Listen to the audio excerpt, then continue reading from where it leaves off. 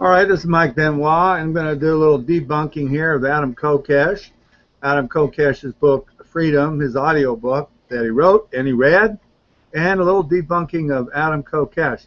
Now I'm going to come out and make myself a little bit clear here. Not a little bit clear, real clear. I don't have any stock in most anarchists. Most anarchists, the anarchists will not get involved in the political process and those anarchists that want to encourage other people to do the same thing because they want to take you out of the game, out of the fight against tyranny. And sitting over on the sidelines, sitting over on the bench complaining about the tyrants, and then laughing at those that are fighting the tyrants and mocking them and thinking that, boy, all we have to do is get everybody that will just stand up and say, don't comply. Well, guess what? These guys mostly comply when it comes to paying the tyrant the fruits of their labors. They sit down at the end of the year and fill out those tax tyranny forms and support big government. In fact, those are talking about they don't want any government, and in most cases, well, in all cases, no, in most cases, support government way more than I do. So now I got a couple other bones to pick with Adam Kokesh because I don't trust him, and of course I don't trust any of these guys that think they're experts, grab some information, run and just spew off the soapbox as if they're some sort of experts on the subject. They get you to accept their false premises, and then everything else that comes after that is, man, that guy's smart. He knows all about freedom.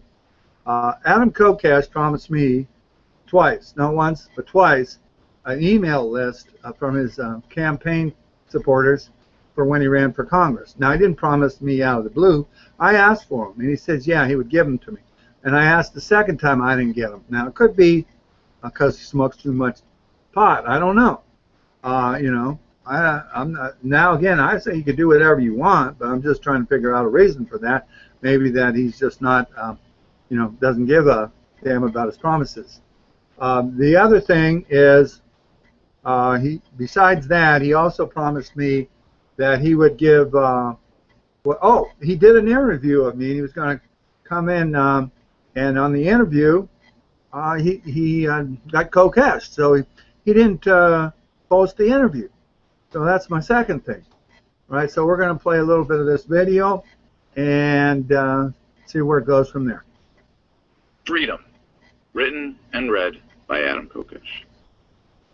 Right now is an amazing time to be alive. The human experience is as rich and delightful as ever, and every day carries...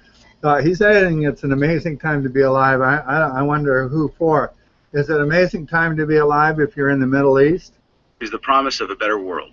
Not everyone sees it that way, but on the whole, Team People is doing very well. We have come a long way, and that's something worth taking a step back to appreciate. But the current path is not sustainable. Governments are transferring more wealth than ever from the poor to the rich. We are... Okay, more wealth from ever from the poor to the rich. The poor don't have any wealth. So maybe the wealth is being distributed from the middle class or the producers, not to the rich, but to the people that aren't producing. So you got your little socialism working there. So Adam's a little bit off base on that one. Rapidly approaching a point where we must adapt or perish. The short view of history tempts pessimism. We might see the recent steps backward as the triumph of evil over good, or at least a turn toward mutual annihilation. They are merely the steps backward in a long progression of one step backward and two steps forward. A truly free society does not exist just because we have been convinced we are free. A truly free society cannot exist when we have been so thoroughly propagandized as to define freedom in terms of government-granted privilege rather than as a universal moral principle. However, a free society is inevitable because the global paradigm is shifting as... Okay, so he's saying a free society is inevitable because the global paradigm is shifting. That's wonderful. I look around and I see more tyranny, more suppression, but Adam Kokesh says a free society is inevitable. So sit on the sidelines, it's coming. We learn how to better assert our right of self-ownership. We all know life is better with freedom, that our own individual experiences don't mean nearly as much without the ability to assert our will rather than having our choices limited by force. Many of us today still experience lives dominated by the edicts of others. Many still live under the threat of death from war. Well, you know, in some cases, Adam, their life is going to be dominated by the edicts of others because they will not let you infringe on their freedom. So, sorry, you don't have absolute freedom. There's barriers to it. While some are doing relatively well and enjoying a great deal of personal wealth and autonomy, many are not. Even those who are doing well are living in a less vibrant and I thought you said it was an amazing time to be alive. robust environment due to violations of individual freedom around the world. Any act of violence or threat of violence between individuals represents a violation of someone's freedom. The great illusion of the current paradigm of statism is that governments achieve a worthwhile reduction of violence. Well, Adam Kokesh, I'm sorry to tell you this, but Adam, the governments do reduce overall violence. They reduce the violence of one upon another, an individual upon an individual. Now, and you look at and you say, well, look how much violence this government caused against, these people over here, and maybe you can find them to say, look, they caused a violence of 5,000 people on 5,000 people. Well, if it wasn't for some sort of government, the population on this planet would not have grown to where it's at, because the one-on-one crime, the dog-eat-dog society of no government, would keep the populations down, the numbers very small. So, yeah, then you couldn't have this comparison, could you? But it does keep the one-on-one violence, individual upon individual, down.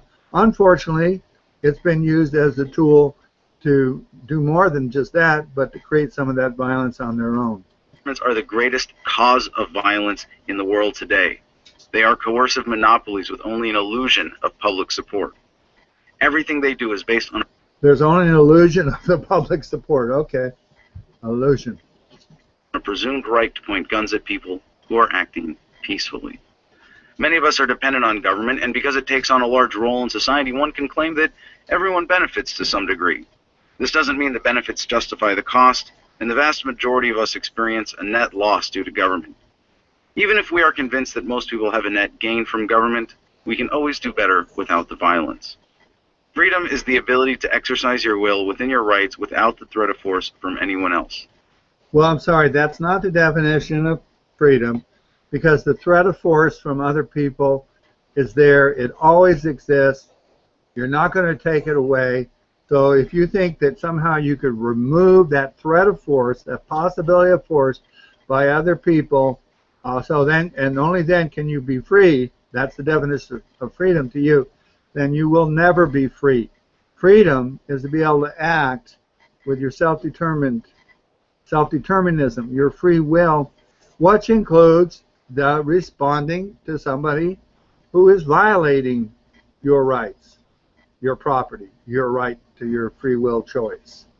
So, but to eliminate the threat of somebody violating your right to life, liberty, or property, and that's a free society, I'm sorry, that will never be. You can never have that. People will threaten one another, and disagreements will escalate into violence. It's really that simple. You own yourself. No one can claim even partial ownership over you without violating your rights. By abolishing statism, we will achieve a world free of miserable victims and miserable victimizers. By abolishing statism, you're going to have this wonderful world, and I don't know what you mean by statism anyways, and I don't think you could define that if I had you right in front of you, had you right here. You know, in any situation, there's governance. You know, people are governing one another. People govern one another in any organization, the family unit, churches, condominiums, associations, little community organizations, businesses. That's governance. And even a political area, like say a little county, they elect representatives and they give them a certain amount of functions and power, and that's governance. And then you have a city, and then you have a state. I don't know at what point you get to statism that you're talking about, but to think that you're going to eliminate, and you use the word statism, you're going to eliminate all forms of government. What do you mean by statism anyways? You mean that this power that can just cut your head off if you don't do what they want? Is a city a state, according to you? Is that statism when the city says, hey, we got red lights here and you have to stop at the red light, and the other cars, they're going to go when they got the green light, and that's how we're going to do it? But that's impinging on your freedom. You can't stand that. I don't know. Let's play some more of you. We will create a world in which all relations are free of force and coercion. Oh, you're going to create a world in which all relations are free of force and coercion. This is what you're going to do. I guess you got something in common with Peter Joseph guy of Zeitgeist. Really, this is 2 minutes and 43 seconds into your video, and I think, man, that's just enough. Because really, you're going down the path here. It's psychobabble. It's a false concept of what freedom is. It's a false concept of you're going to create this world. I mean, you're going to like control everybody. You're going to have a queen bee or something, and everybody's going to be no one's going to be issuing force or fraud or violence against someone else. Now, you know what? The bottom line is people will do that, and that's your reason for government. All right, to deal with those people who use force, fraud, or violence against other people. And again, to do those things which are impossible for society to do. And it's not possible for society to use force against those who have used force and violence other than in self-defense in a competitive means. It has to be done by a central authority that is set up in such a way that it's neutral and doesn't take one side over another, and not have this competition of the free market in adjudicating justice.